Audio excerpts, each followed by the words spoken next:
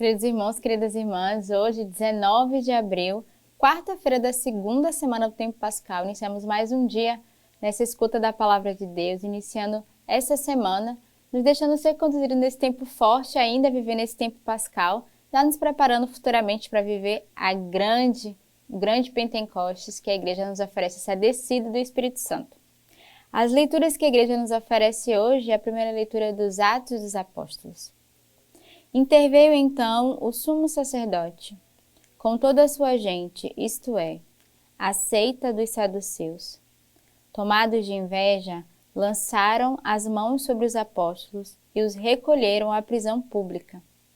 O anjo do Senhor, porém, durante a noite, abriu as portas do cárcere e, depois de havê-los conduzido para fora, disse: Ide e, apresentando-vos no templo, anunciai ao povo tudo o que se refere àquela vida.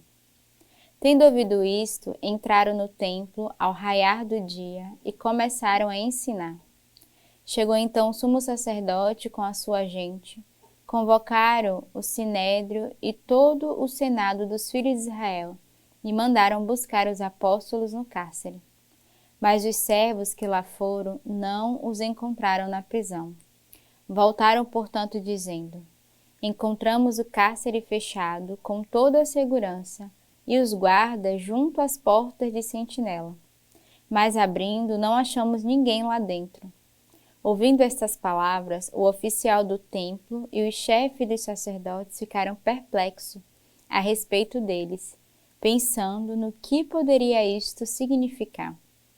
Foi quando alguém chegou com a notícia: Aqueles homens que metestes na prisão estão no templo ensinando o povo. Partiu então o oficial do templo com seus subalternos e trouxe os apóstolos, mas sem violência, porque temiam ser apedrejados pelo povo. Então a gente vê aqui nessa leitura dos Atos dos Apóstolos já esse milagre através da intervenção dos anjos que vão fazer justamente ali com os apóstolos que foram presos, colocados na prisão, e o anjo que vai libertá-los, e eles não conseguem compreender que mistério é esse. E a gente entende nessa leitura que, de fato, quando estamos nessa proteção de Deus, quando nos colocamos em sua presença, o milagre acontece. E aqui o desejo deles era simplesmente de anunciar a sua palavra, e foi o que eles continuaram fazendo. Mesmo saindo da prisão, pela uma graça milagrosa, assim a gente pode dizer, eles continuaram a anunciar e a proclamar. E mesmo assim foram de novo, pegos para voltar para a prisão, mas percebemos que a palavra de Deus, ela não nos acorrenta, ao contrário, a própria palavra de Deus, ela nos liberta. E ainda que estejamos presos fisicamente na estrutura, a palavra de Deus é essa que vai libertar a nossa alma das prisões do mundo, mas das prisões de nós mesmos. E foi essa experiência que os apóstolos fizeram, de serem libertos a partir do anúncio da palavra. O salmo de hoje é o Salmo 33. Vou bendizer ao Senhor em todo o tempo, seu louvor estará sempre nos meus lábios. Eu me glorio do Senhor, que os pobres ouçam e fiquem alegres. Engrandecei ao Senhor comigo, juntos exaltemos o seu nome. Procurai o Senhor, e ele me atendeu, e dos meus temores todos me livrou. Contemplai-o e estarei radiantes. Vosso rosto não ficará envergonhado. Este pobre gritou e o Senhor ouviu, salvando-o de suas angústias todas. O anjo do Senhor acampa ao redor dos que o temem e os liberta. Provai e vede como o Senhor é bom, feliz o homem que nele se abriga. Então, é um salmo de louvor, mas é um salmo também de confiança. É um salmo que somos convidados a glorificar ao Senhor, a bendizer o seu santo nome e a ter o louvor em nossos lábios. E essa confiança de que o Senhor escuta o grito do nosso coração, o Senhor nos salva das nossas angústias, Ele nos liberta de todo o mal, e o Senhor é esse que traz o anjo à nossa frente, que acampa ao nosso lado, ao nosso redor e que nos liberta. E por isso somos convidados a glorificar e a bendizer o Senhor, como diz o próprio salmista, bendizer o Senhor em todo o tempo, seu louvor estará sempre em minha boca. Então que dos nossos lábios não brote a murmuração, mas brote o perfeito louvor que agrada o coração de Deus, o louvor que chega aos céus, o louvor da nossa alma. O evangelho de hoje de São João. Pois Deus amou tanto o mundo que entregou o seu Filho único, para que todo o que nele crê não pereça, mas tenha vida eterna. Pois Deus não enviou seu Filho ao mundo para julgar o mundo, mas para que o mundo seja salvo por ele. Quem nele crer não é julgado. Quem não crê já está julgado, porque não creu no nome do Filho único de Deus. Este é o julgamento. A luz veio ao mundo, mas os homens preferiram as trevas à luz, porque as suas obras eram más. Pois quem faz o mal odeia a luz e não vem para a luz, para que suas obras não sejam demonstradas como culpáveis.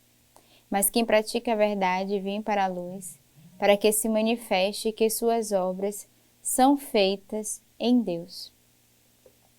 Deus amou tanto o mundo que entregou seu Filho único. E essa é a maior prova de amor que o Senhor deu a cada um de nós, de entregar o seu Filho a nós, nos amando. E nós escutamos essas leituras agora nesse período pascal, nesse tempo em que o Senhor mostra a sua bondade, o seu amor e a sua misericórdia. Mas é bonito porque diz que aquele que crê nesse amor, aquele que crê nessa graça que Deus tem a vida eterna, né? Aquele que acredita no mistério de morte e de salvação, que acredita no mistério de amor que Deus tem com cada um de nós, dando o seu Filho, esse tem a vida eterna, esse faz essa experiência desse encontro com o Pai. Depois o Evangelho vai dizer, quem nele crer não é julgado, quem não crê já está julgado. Então peçamos ao Senhor essa graça de fé, atos de fé, de crer e de sabermos que somos justificados por Ele. Aquele que não crê, ele é julgado porque ele não está com o coração aberto para acreditar na graça que Deus pode realizar no meio de nós. Então peçamos ao Senhor essa graça de crer, de renovarmos a nossa fé, de renovarmos a nossa profissão de que nós acreditamos em Deus. E lembrarmos que o Senhor é aquele que nos tira das trevas, né? Deus, ele morreu por cada um de nós para nos libertar da escravidão, da escuridão, da treva em que cada um de nós podíamos estar. E essa é a maior obra de salvação que o Senhor realizou no meio de nós.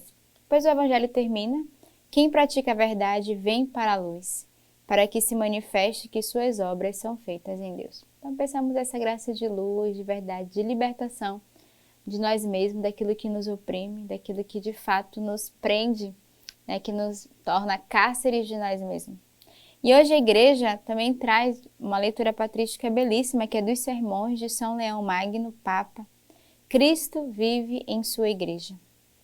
Caríssimos filhos, a natureza humana foi assumida tão intimamente pelo Filho de Deus, que o único e mesmo Cristo está não apenas neste homem primogênito de toda a criatura, mas também em todos os seus santos. Disto não podemos duvidar. E como a cabeça não pode separar-se dos membros, também os membros não podem separar-se da cabeça.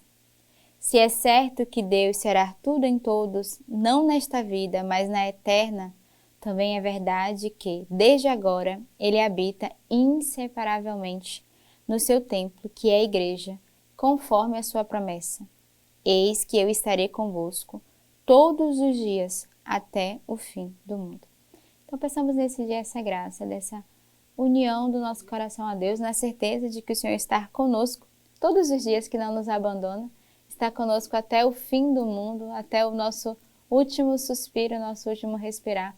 O Senhor permanece conosco e rezemos também pela nossa igreja, para que de fato a presença do Cristo vivo se faça. E esse tempo pascal é o tempo de tocarmos nesse Cristo que vive, que reina e que nos ressuscita diariamente. Então tenhamos uma santa quarta-feira nesse dia e que Deus os abençoe.